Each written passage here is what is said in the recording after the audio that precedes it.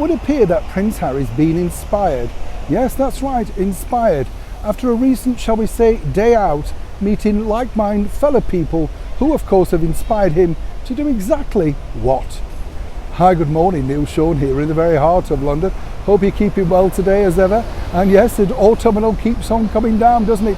Trees are looking a little bit bare now, aren't they? If you think about it, over the last couple of weeks when we've been filming out in these same various places, and you think, wow, you know, last time I was here it was lush green. Now it's looking a little bit bare, isn't it? I know, it's a bit like our purses, cost of living crisis, empty wallets. Don't get me going on that. Great debate, by the way, and thank you so much for all your kind comments about the recent videos. I know what you mean with certain things. You go out and you think, oh, you know, I'll spend this much, and you come back and suddenly you've spent far more than you actually thought. But seemingly now in this cost of living crisis, have less in your basket. Am I right? You know, it's not just me, is it? And don't get me going on the thickness of toasty thick bread. I could see right through it. Almost had to pin it down with a skewer on the table. That bad. Back as ever to your breaking ball story of the day. According to Harry, apparently, according to CEOs as well, 99.9% of us could all do so much better if we actually spoke to medical professionals all about our mental health on a regular basis. It's contradictory again because, as I've said to you before, Prince Harry's spoken about this for many years prior to being married to the cable TV actress Meghan Markle. But now, of course, he's got something to sell and he needs a salary for that company called Better Up. Now, he was speaking to various people at Better Up all about, you know, his personal experiences and how he didn't really know what the world was until he mentioned or met people where they talked openly about mental health and therapy and needing help. And it is, you know, good things. You know, I'm not knocking that. You know, people do need it. We all have down times, and some people do need to talk to other people. Me being a tight northerner, I just put the radio on, cheer myself up, and if I'm really depressed, put my own CDs on and get more depressed. Do you know what I'm saying? But on a serious note, his heart's in the right place with this.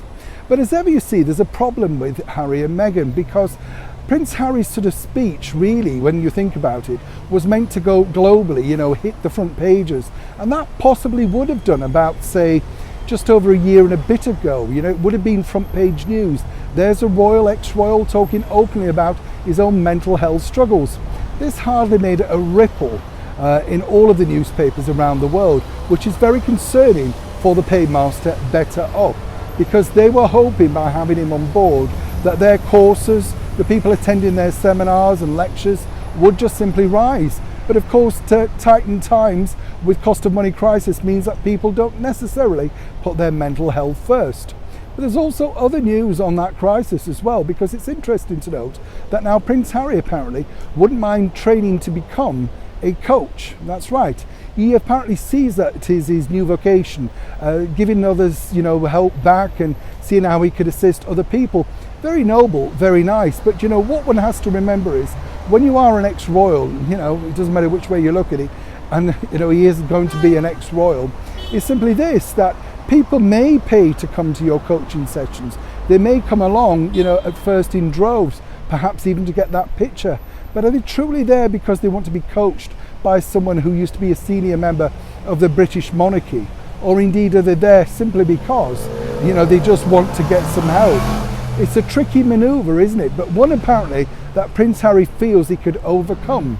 According to that good source, Harry would like to take training seriously, as he feels that this, as I say, could be a vocation moving forward in the future. However, the people at Better Up will be still looking to see if Harry can do better to make sure he gets headlines and, more importantly, bums on seats at future seminars, lectures and meet and greets. As ever, when I know more, you'll know more. Neil Sean in the very heart of London.